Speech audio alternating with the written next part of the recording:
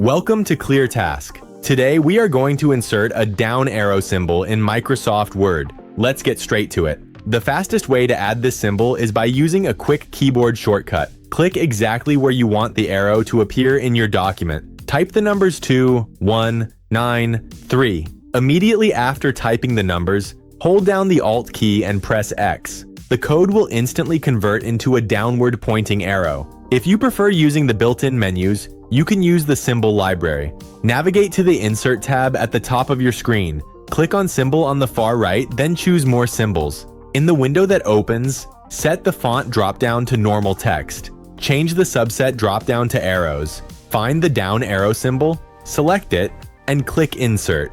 You can also find this symbol using the Equation editor. Go back to the Insert tab and click on Equation. Choose Insert New Equation at the bottom of the dropdown. Look at the symbols gallery at the top of your screen and click the down arrow. That is all it takes to insert a down arrow in Microsoft Word. Subscribe to ClearTask for more direct to the point software tutorials.